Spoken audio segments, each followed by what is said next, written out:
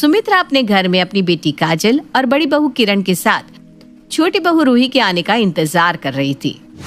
Mummy जी, आखिर कब तक यूं इस तरह आप अपनी आंखें दरवाजे पर गड़ाई बैठेंगी? अरे आ जाएगी देवरानी जी। हाँ माँ, भाभी बिल्कुल सही बोल रही है। देखो सुबह के 4 बज रहे हैं, थोड़ा सा रेस्ट कर लो। अगर रेस्ट नहीं किया तो खामखा बीमार पड़ जाओगी। फिर करवाते रहना अपनी नई बहू से सेवा। अरे सुबह के 4 बज रहे हैं, तभी तो घर के दरवाजे पर अपनी नजर गड़ाए बैठी हूँ। बहू किसी भी टाइम आती होगी। और तुम दोनों ना मुझे अपना ज्ञान मत दो। जाओ जाकर पूजा की थाली तैयार रखो। बहू जैसे ही घर में आएगी वैसे ही उसका गृह प्रवेश करवाना है हमें। सुमित्रा आज काफी खुश थी और वो एक टक लगाए दरवाजे की तरफ देख रही थी। देखती भी क्यों ना, आखिर उसका छोटा बेटा सुमित सुमित्रा के घर की छोटी बहू को जो ला रहा था। अगले कुछ घंटे में सुमित की गाड़ी सुमित्रा के घर की चौखट पर खड़ी हो जाती है और उस गाड़ी में से सुमित्रा की छोटी बहू रूही निकलती है। रूही को देख सुमित्रा खुशी से दरवाजे पर जाकर अपनी बड़ी बहू को आवाज लगाकर पूजा की थाली लाने को कहती है। किरण बहू, अरे जल्दी लेकर आ पूजा की थाली। आखिर कब तक मैं अपनी नई नवेली बहू को घर के बाहर खड़ी रखूंगी? हाँ हाँ माँ जी, अभी लेकर आती हूँ। कुछ ही देर में किरण अपने हाथों में पूजा की थाली लेकर आती है, जिसके बाद सुमित्रा अपनी बहू की आरती उतारने के बाद उसका गृह प्रवेश करवाती है। अपनी सास का इतना प्यार देख रूही की खुशी का ठिकाना नहीं था। अरे वाह रूही, ये तो सोने पर सुहागा हो गया। जितना सुना था उससे कहीं ज्यादा मेरी सास अच्छी है। हे भगवान, ऐसी सास सबको देना। रूही अपनी सास के बर्ताव को देखकर मन ही मन काफी खुश हो रही थी, लेकिन कौन जानता था कि उसकी खुशी कुछ ही पल के लिए है। चलो भाई, सारी रस्म हो गई। काजल जा अपनी छोटी भाभी को उनका कमरा दिखा दे। मैं चली सोने के लिए, बहुत थक गई हूँ मैं। लेकिन माँ जी, आप ही तो रात से अपनी छोटी बहू का इंतजार कर रही थी। अब जब आपकी छोटी बहू आई है तो आप अपनी बहू के साथ समय नहीं बिताएंगी?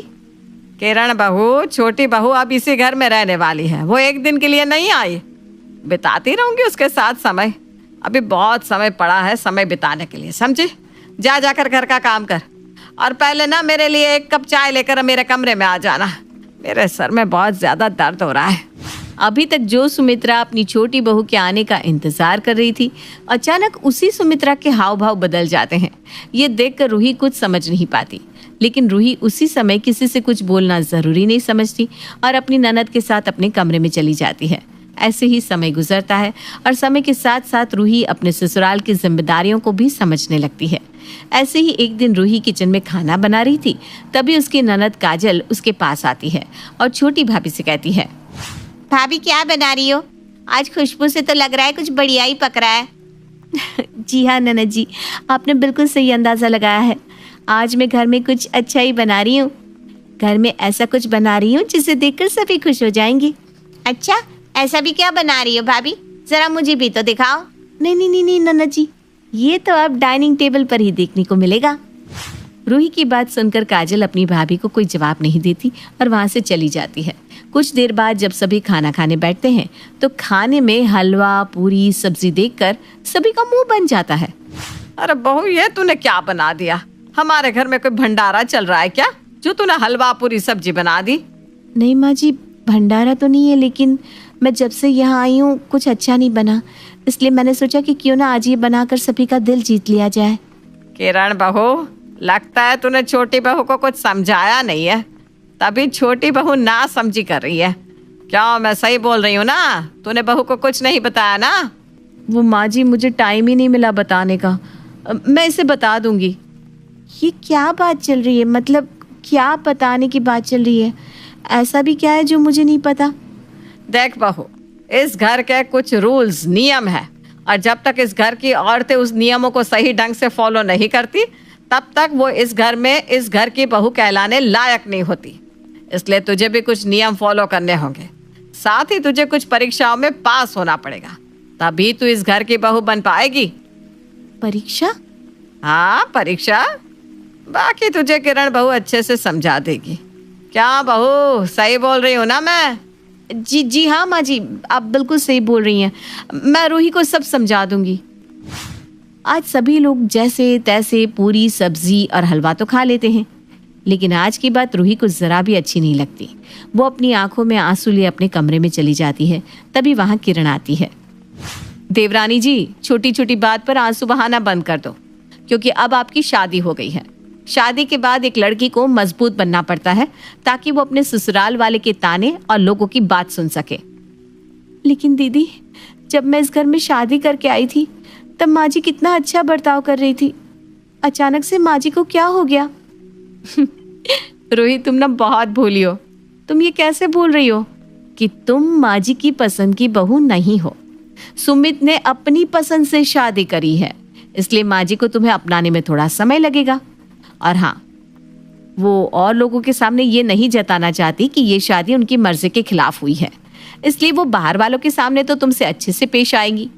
और दूसरी बात, इस घर में कुछ रूल्स रेगुलेशंस है जिन्हें तुम्हें फॉलो करना होगा।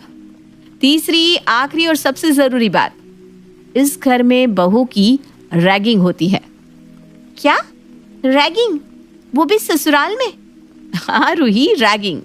यहाँ बहू की रैगिंग होती है, और अगर बहू उस रैगिंग में पास हो जाती है तो वो इस घर की बहू बन जाती है।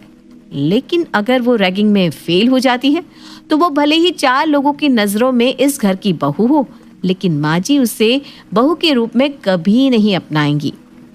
लेकिन दीदी, ये रूल सही नहीं है। मतलब रैगिंग कॉलेज की हो, स्कूल की हो या ससुराल की, ये सही नहीं है। तुम सही कह रही हो रूही, लेकिन तुम्हें रैगिंग को तो पास करना ही होगा, क्योंकि तुम्हारे पास दूसरा और कोई ऑप्शन नहीं है। और मुझे माफ करना, तुम्हारी रैगिंग मैं भी करूंगी, क्योंकि मैं जब इस घर में शादी करके आई थी तब माँ जी ने मेरी भी रैगिंग करी थी। सोचो, मैं तो माँ जी की पसंद की बहू हूँ, तब माँ जी ने मुझे नहीं छोड़ा तो वो तुम्हें कैसे छोड़ देंगी? जबकि तुम तो माँ जी की पसंद हो ही नहीं। तुम्हारी शादी तो सुमित की वजह से माँ जी को मजबूरन करवानी पड़ी। इतना बोलकर किरण वहां से चली जाती है। वही रूही अब अपने घर की सारी बात समझ जाती है कि आखिर उसकी सास उससे ढंग से बात क्यों नहीं कर रही थी। साथ ही उसकी सास का बर्ताव इतना बदला बदला सा क्यों था? इसका कारण कोई और नहीं बल्कि सुमित और रूही की लव मैरिज थी। ये सब देखकर रूही को बुरा तो बहुत लगता है, लेकिन वो करती भी क्या? उसके पास दूसरा कोई ऑप्शन नहीं बचा था। लेकिन हमारी रूही भी कुछ कम नहीं थी।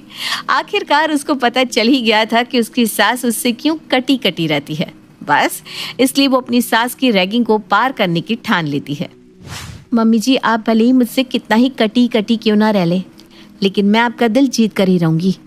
इस रैगिंग में चाहे आप मेरी कितनी ही परीक्षा क्यों ना ले, मैं सारी परीक्षा पास करके आपका दिल जीत कर आपको ये साबित कर दूंगी कि आपको मेरे जैसी बहू कहीं नहीं मिलेगी। अगले दिन रूही नहा धोकर जब अपने कमरे से बाहर जा रही होती है तब हॉल में सुमित्रा की कुछ दोस्तों को देखती है। मम्मी जी की दोस्त आई हैं। मम्मी जी तो बहुत ही पुराने ख्यालात वाली हैं। खैर जो भी है, अब जब माँ जी ऐसी हैं तो जाहिर सी बात है कि उनकी सारी सहेलियाँ भी ऐसी ही ओल्ड फैशन की होंगी। उनके सामने हाथ में चाय कॉफ़ी और घूंघट में जाना ही अच्छा होगा, नहीं तो वो तुरंत जज कर देंगी मुझे, और बाद में माँ जी उनके जाने के बाद मुझ पर भड़केगी।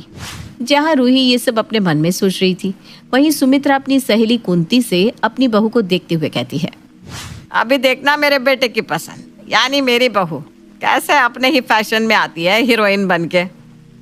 अरे सुमित्रा, तू भी ना, वो आजकल की लड़की है, ये जानते हुए भी तू उससे ये उम्मीद करती है कि वो घूंघट में आएगी। मेरे घर में जो भी बहू आएगी वो घूंघट में ही रहेगी। अब तुझे कैसे बताऊं मेरी प्यारी दोस्त कि मैं अपनी बहू की रैगिंग कर रही हूँ। अब देखती हूँ वो मेरी इस परीक्षा में कैसे सफल होगी। सुमित्रा मन में खुद से बात कर रही थी, तभी वहां रूही घूंघट में आती है और अपनी सास को चाय देती है। रूही को घूंघट में देख कुंती सुमित्रा से कहती है, सुमित्रा, तू तो अपनी बहू के बारे में बहुत कुछ बोल रही थी, पर देख तेरी बहू तेरा दिल जीतने के लिए क्या क्या कर रही है। अब हाँ हाँ, सही कहा तूने। सुमित्रा अब चुपचाप चाय पीने लगती है। समय गुजरता है। ऐसे ही एक दिन रूही अपने घर के कपड़े धो रही थी, तभी उसकी जिठानी और सास उसके पास अपने हाथों में और कपड़े लेकर आते हैं। रूही, ये कपड़े भी है, इन्हें भी धो देना। पर दीदी, ये कपड़े कौन से हैं? मेरा मतलब, इन कपड़ों को तो कोई पहनता भी नहीं है ना। नहीं पहनता तो चुपचाप धो दे इसको। इन कपड़ों को गरीबों में बांटूंगी मैं। अपनी सास की बात सुनकर रूही कुछ नहीं बोलती और चुपचाप कपड़े धो देती है। अपनी बहू को इतने सारे कपड़ों को धोता देख सुमित्रा का दिल पिघल जाता है, पर वो उस समय कुछ नहीं कहती। समय का पहिया यूं ही चलता है और रूही अपने ससुराल की होने वाली सभी रैगिंग को पास कर लेती है। अपनी बहू की मासूमियत और उसकी मेहनत देख सुमित्रा भी अब उसको पसंद करने लगती है और समय के साथ सुमित्रा रूही को अपनी बहू के रूप में अपना लेती है। रूही बहू, तूने वो सब किया जो मैंने तुझसे करवाया, यानी तू अपनी परीक्षा में पास हो गई। मुझे माफ करना, पर मैंने तुझे अपनाने में कुछ ज्यादा ही समय लगा दिया। नहीं माँ जी, आपका फर्ज है, आप मुझे कुछ भी बोल सकती हैं, कुछ भी करवा सकती हैं। आखिर आप भी तो मेरी माँ है ना। अपनी बहू की बात सुनकर सुमित्रा उसे गले लगा लेती है, जिसके बाद सब एक साथ खुशी खुशी मिलकर रहते हैं। सीतापुर गांव में रेवती नाम की औरत अपने 2 बेटे अरुण और वरुण के साथ रहती थी। उन दोनों की शादी हो चुकी थी। रेवती की बड़ी बहू सोनाली बहुत ही पढ़ी लिखी थी, लेकिन उसकी छोटी बहू चारू ने कोई पढ़ाई नहीं की हुई थी। सोनाली चारू को हमेशा ही ताने मारती रहती और उसे उसके अनपढ़ होने का एहसास दिलाती रहती। चारू, कल मेरी कुछ दोस्त आएंगी घर पर। अच्छा भाभी, तो क्या तैयारी करनी है उनके लिए? हाँ, मुझे बाजार से सामान भी मंगाना है। एक काम करती हूँ, ऑर्डर कर देती हूँ। ऑर्डर? अरे मैं ले आती हूँ ना भाभी मार्केट से, आप मुझे बता दीजिए। अरे आजकल मोबाइल से सब ऑर्डर हो जाता है। क्या चारू, तुम्हें इतना भी नहीं पता? नहीं भाभी, पर आप सिखाओगी तो मैं सीख जाऊंगी। तुमने पढ़ाई लिखाई तो की नहीं, ये सब क्या सीखोगी तुम? छोड़ो। चारू सोनाली की बातों से काफ़ी दुखी हो जाती है और पार्टी की तैयारी में लग जाती है। अगले दिन सोनाली की सहेलियां उसके घर आती हैं। पार्टी चल रही होती है और सोनाली जानबूझकर चारू को अपनी पढ़ी लिखी इंग्लिश बोलने वाली सहेलियों से मिलवाती है। Richa, she is Charu. She is my brother in law's wife. Hi Charu, how are you? Charu को रीचा की बातें समझ नहीं आती, पर वो फिर भी बात करने की कोशिश करती है। मैं fine, you? Yes, I'm good too. So what you doing these days? माफ़ कीजिएगा, मुझे अंग्रेज़ी भाषा नहीं आती। Oh, I'm really sorry, Charu. Sonali को चारू की बेइज्जती होते देख बहुत अच्छा लग रहा होता है, पर चारू को बहुत ही शर्मिंदगी महसूस होती है। किचन में चारू बहुत उदास खड़ी होती है, तभी उसकी सास रेवती उसके पास आती है। क्या हुआ बहू, तू इतनी उदास क्यों खड़ी है? कुछ नहीं मम्मी जी, वो सोनाली भाभी की पार्टी चल रही है ना बाहर, मुझे समझ ही नहीं आ रहा कि किससे क्या बात करूं। अरे बहू, इसमें समझ ना आने वाली बात क्या है? चलो हम दोनों चलते हैं, इससे तुम्हें बुरा भी नहीं लगेगा। नहीं माँ जी, रहने दीजिए, सोनाली भाभी को शर्मिंदा होना पड़ेगा मेरी वजह से। चारू वहाँ से चली जाती है। अरुण और सोनाली के बीच झगड़ा हो जाता है। तुमने आज पार्टी में कितना खर्चा कर दिया सोनाली, और उस पर भी तुम्हें और पैसे चाहिए? देखो, मुझे ज़्यादा ताने मारने की ज़रूरत नहीं है, मैं नौकरी करती हूँ, समझे? वो तो मेरे पैसे खत्म हो गए हैं, इसलिए तुमसे मांग रही हूँ। हाँ, तो कौन सा वो पैसे किसी काम आए हैं? घर पर तो तुम देती नहीं हो एक भी पैसा, पता नहीं कहाँ खर्च करती हो। तुमसे अच्छी तो चारू है, कम से कम वरुण का ऐसा खर्चा तो नहीं कराती। अरुण और सोनाली इतना तेज लड़ रहे होते हैं कि उनकी आवाज़ बाहर तक आ रही होती है। चारू वहाँ साफ सफाई कर रही होती है। मैं चारू की तरह अनपढ़ नहीं हूँ, आज के ज़माने की पढ़ी लिखी लड़की हूँ, समझे? मेरी तुलना उससे मत करना। हाँ। चारू को ये सुनकर बहुत बुरा लगता है। वो रोते हुए अपने कमरे में चली जाती है। एक दिन रेवती और उसकी दोनों बहुएं घर पर होती हैं। बड़े दिन हुए पकोड़े खाए, आज बहुओं को अपने हाथों के पकोड़े बनाकर खिलाती हूँ। रेवती जैसे ही कढ़ाई में पकोड़े डालती है, थोड़ा सा तेल उसके हाथ पर गिर जाता है और वो जोर से चिल्लाने लगती है। तभी चारू और सोनाली रसोई में आ जाते हैं। सोनाली को समझ नहीं आता कि क्या करे, पर चारू जल्दी से फ्रिज से ठंडा पानी निकालती है और रेवती के हाथ पर डालने लगती है। मम्मी जी, ये हाथ को आप सीधा रखिए, मैं पानी डाल रही हूँ। अरे ये क्या कर रही हो तुम? इससे मम्मी जी के हाथ में छाले नहीं पड़ेंगे, और आप ना जल्दी से डॉक्टर को फ़ोन लगाइए। हाँ। सोनाली डॉक्टर को फ़ोन लगाती है और डॉक्टर घर पर आते हैं। वे रेवती के हाथ पर दवाई लगाते हैं और कुछ दवाई भी लिख कर देते हैं। ये दवाई आप ले आइएगा अभी ही। जी डॉक्टर, आपकी फ़ीस? 2,000। मेरे पास तो अभी इतने पैसे नहीं हैं। तुम्हारे पास है क्या सोनाली? नहीं माँ जी, मेरी सैलरी ख़त्म हो गई है, लेकिन मैं इनके एटीएम से निकाल कर आती हूँ। डॉक्टर, अब 10 मिनट रुक जाइए ना प्लीज़। डॉक्टर, ये लीजिए, मेरे पास है। डॉक्टर फीस लेकर चले जाते हैं। ये लीजिए भाभी और पैसे, और मम्मी जी की दवाइयाँ ले आइए। अरे, तेरे पास इतने पैसे थे? हाँ मम्मी जी, ये पैसे मैंने घर खर्च से बचाए थे। बेटा, आज तो तूने संभाल लिया, वरना मेरे हाथ में अभी तक तो छाले भी पड़ गए होते। भले ही तूने पढ़ाई लिखाई ना की हो, पर तू बहुत समझदार है। चारू ने जिस तरह से आज अपनी सास को संभाला, ये देखकर सोनाली बहुत शर्मिंदा होती है और उसे एहसास हो जाता है कि इंसान को उसकी पढ़ाई लिखाई से नहीं, बल्कि उसकी समझदारी से आंकना चाहिए। ये कहानी है मीना की, जिसे बाजार जाना और शॉपिंग करना बहुत पसंद था। वो आए दिन मार्केट जाती है और ढेर सारा सामान खरीद लाती। उसकी इस आदत से पूरा घर परेशान था। एक दिन मीरा की सास उसे कहती है, हे भगवान, ये क्या? मुझे पूजा करनी है और घर में अगरबत्ती ही खत्म हो गई है। अब क्या करूं? तभी मीरा वहाँ आ जाती है और कहती है, अरे माँ जी, आपको तो कुछ याद ही नहीं रहता। एक पूजा करती है, उसका भी सामान पूरा नहीं है। कम से कम भगवान में तो मन लगा लिया कीजिए। चुप कर, ज्यादा बकवास मत कर। मैं अभी पास की मार्केट में जाकर अगरबत्ती ले आती हूँ। मीरा मार्केट का नाम सुनकर खुश हो जाती है। अरे मार्केट? मैं ही चली जाती हूँ। अब आपकी कोई उम्र है क्या मार्केट जाने की? उम्र? क्यों भला? मुझे क्या बाजार जाकर तंबाकू खाना है जो उम्र नहीं है? अगरबत्ती ही तो खरीदनी है। हाँ हाँ, मैं जा रही हूँ ना, ले आऊंगी। आप तब तक ना जाप करिए, मैं अब भी अगरबत्ती लेकर आती हूँ।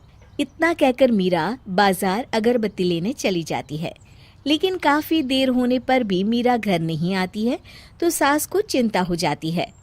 हे भगवान, न जाने कहाँ चली गई है। मैं पूजा कैसे करूं? तभी मीरा वहाँ आती है। मीरा के हाथ में ढेर सारा सामान होता है। अरे मीरा, इतनी देर कहाँ लगा दी? और ये सब क्या ले आई है? कहाँ गई थी? मीरा एक एक कर सामान सास को दिखाने लगती है। माँ जी, आप विश्वास नहीं करेंगी कि आज क्या हुआ बाजार में।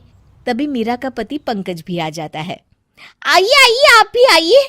आज तो आप दोनों को मेरी समझदारी और सूझबूझ पे फक्र होगा, सच में। अरे ऐसा क्या हो गया मीरा? और इतना सारा सामान? तुम कब बाज आओगी बेफिजुल के खर्चों से मीरा? बस कर दी ना आपने गवारों वाली बात।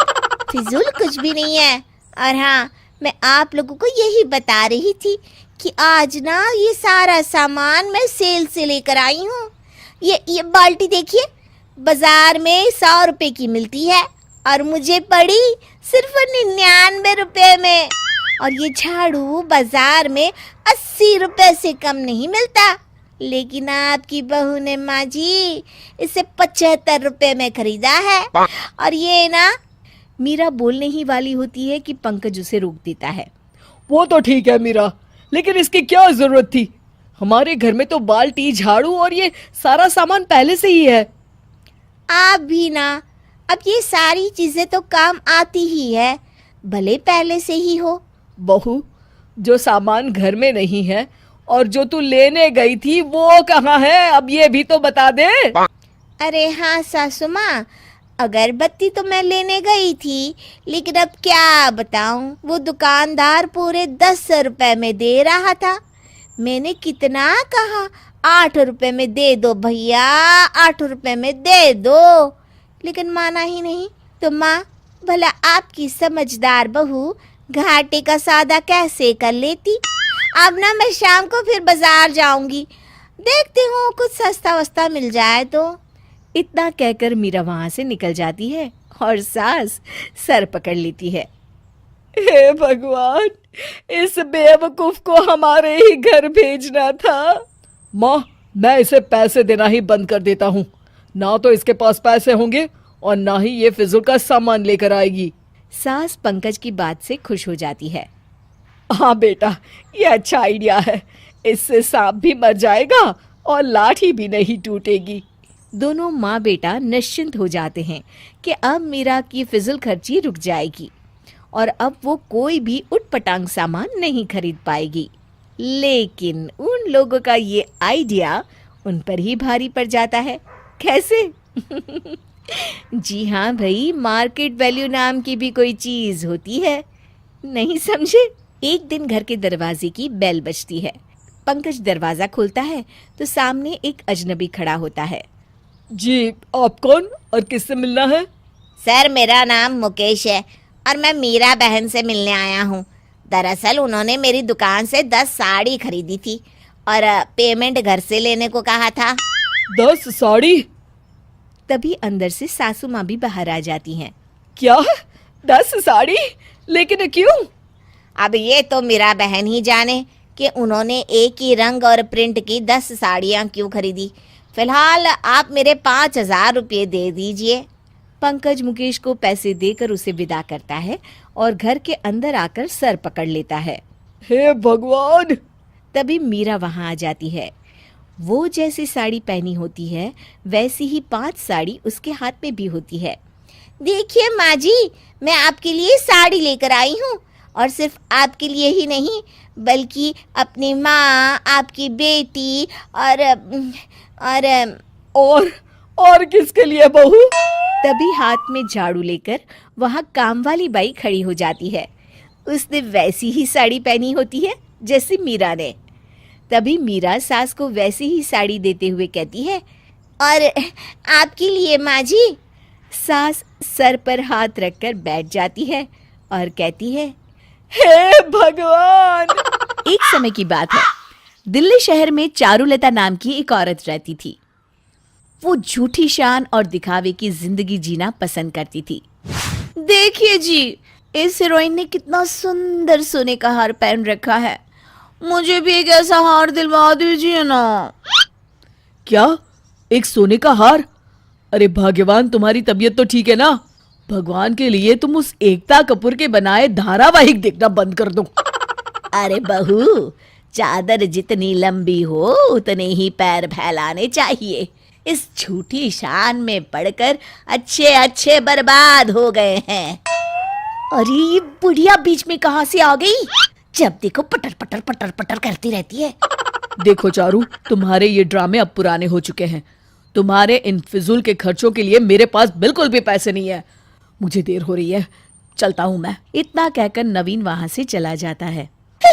ये दोनों माँ बेटे पता नहीं अपने आप को क्या समझते हैं। कुछ दिनों के बाद चारुलता की सास घर में पड़ी पुराने किताबें एक रद्दी वाले को बेच रही होती है। तभी रद्दी वाले के पास रखी एक डायरी चारुलता का ध्यान अपनी ओर आकर्षित करती है। रद्दी वाले भैया, वो लाल रंग की डायरी आपको कहाँ से मिली है? कौन सी डायरी? अच्छा ये, अरे ये डायरी तो मुझे आज नुक्कड़ वाले पुराने मकान के बूढ़े ने बेची है और भी बहुत अजीब अजीब चीजें उसने मुझे दी है। कहते हैं कि उस मकान में बहुत समय पहले एक जादूगर रहता था। क्या आप मुझे ये डायरी दे सकते हैं? हाँ हाँ बहन, क्यों नहीं, आप इसे ले सकती हो। ये मेरे लिए किसी काम की नहीं है। वैसे भी मैं तो इसे कबाड़ में फेंकने वाला था। चारुलता वो डायरी लेकर अपने कमरे में चली जाती है। रात को चारुलता डायरी हाथ में लिए टीवी देख रही होती है। आज से मैं अपनी सभी ख्वाहिश इस डायरी में लिखूंगी। तभी चारुलता की नजर धारावाहिक की अभिनेत्री पर पड़ती है। वाह, इसने कितनी सुंदर साड़ी पहन रखी है। मैं भी एक दिन ऐसी ही साड़ी खरीदूंगी। एक काम करती हूँ, अपनी याददाश्त के लिए इस डायरी में लिख लेती हूँ। चारुलता डायरी में उस साड़ी का लंबा चौड़ा बखान लिख देती है। अगली सुबह जब चारुलता नींद से जगती है, तभी अपने बिस्तर के पास एक बहुत ही सुंदर साड़ी देख उसकी आंखें फटी की फटी रह जाती है। अरे, कल रात मैंने डायरी में बिल्कुल वैसी ही साड़ी का जिक्र किया था। इसका मतलब मैं जो भी इस डायरी में लिखूंगी वो बात सच हो जाएगी। ओह, अब तो मैं कुछ भी कर सकती हूँ, कुछ भी। चारुलता उस करामती डायरी की मदद से ढेर सारे महंगे महंगे गहने और कपड़े हासिल कर लेती है। फिर एक दिन अरे बहू, बहुत भूख लगी है, जल्दी से कुछ नाश्ता बना दे। अरे ये बुढ़िया खुद तो कुछ करती नहीं, उल्टा मुझसे नौकरानी की तरह काम करवाती रहती है। ये मेरे गले की फांस बन गई है। सबसे पहले तो इसका इंतजाम करना पड़ेगा। चारुलता फौरन अपनी डायरी निकालकर उसमें कुछ लिख देती है। अब आएगा मजा। थोड़ी देर के बाद, अरे नवीन बेटा, चल जल्दी से मुझे रेलवे स्टेशन पहुंचा दे, वरना मेरी ट्रेन छूट जाएगी। मुझे आज ही तीर्थ यात्रा पर जाना है। अरे लेकिन आप अचानक इस तीर्थ यात्रा पर क्यों जा रही हो माँ? एक तो आपकी दवाइयाँ चल रही है, ऊपर से सर्दियों का मौसम है, आपको कुछ कम ज्यादा हो गया तो? अरे नालायक, तुम मुझसे बहस मत कर, चुपचाप मुझे लेकर रेलवे स्टेशन चल। अच्छा ठीक है, जैसी आपकी मर्जी, चलिए। दोनों के जाते ही, अब इस घर में सिर्फ मेरा राज चलेगा, मेरा। कुछ दिनों के बाद, हे भगवान, ये उल्टी गंगा क्यों बह रही है? एक आदमी होकर मैं अपनी पत्नी के पैर दबा रहा हूँ। अगर किसी को ये बात पता चल गई तो लोग हंसेंगे मुझ पर। मेरी समझ में नहीं आता कि ना चाहते हुए भी मैं ऐसा क्यों कर रहा हूँ। इस तरह चारुलता अपने पति को घर का नौकर बना देती है और उससे घर के सारे काम करवाने लगती है। जल्दी जल्दी बर्तन साफ करो, उसके बाद बाथरूम में पड़े मेरे कपड़े धोने हैं और मेरे कमरे की सफाई भी करनी है। मैं घूमने जा रही हूँ, शाम को लौटूंगी। चारुलता अपनी नई कार लेकर घूमने चली जाती है। चारुलता के ठाट बाट देखकर मोहल्ले वालों की आंखें फटी की फटी रह जाती है। अरे जरा इसकी कार तो देखो, ऐसी कार तो पूरे शहर में किसी के पास नहीं है। हाँ हाँ, सही कहा तुमने, लेकिन इसकी साड़ी और गहनों का तो कोई जवाब नहीं। उधर दूसरी तरफ घर में काम कर करके नवीन की हालत खराब हो जाती है। मर गया, अरे हाय मेरी कमर। मेरे समझ में नहीं आता कि आखिर मेरे साथ ये सब क्या हो रहा है। तभी अलमारी की सफाई करते करते नवीन को चारुलता की डायरी मिल जाती है। नवीन उसमें लिखी सारी बातें पढ़ लेता है। अच्छा, तो ये बात है, वो चुड़ैल इस डायरी की मदद से ये सब कर रही है। नवीन फौरन उस डायरी को जला देता है। अगली सुबह, उठो महारानी, सुबह हो गई है। मेरे ऊपर पानी फेंकने की तुम्हारी हिम्मत कैसे हुई? तभी वहां चारू की सास आ जाती है। अरे बहू, आज तुझे क्या हो गया है? सुबह के 10 बज गए और तू अभी तक सो रही है। चल उठ, जल्दी कर, घर में बहुत काम पड़ा है। अरे माँ जी, आप, ये कैसे हो सकता है? चारुलता इधर उधर अपनी डायरी ढूंढने लगती है। तभी नवीन उसे जली हुई डायरी दिखाते हुए कहता है, इसे ही ढूंढ रही हो ना तुम? जली हुई डायरी को देख चारुलता के होश उड़ जाते हैं। शिक्षा, गलत नियत से किया गया काम और गलत इंसान कभी अपने इरादों में सफल नहीं होते।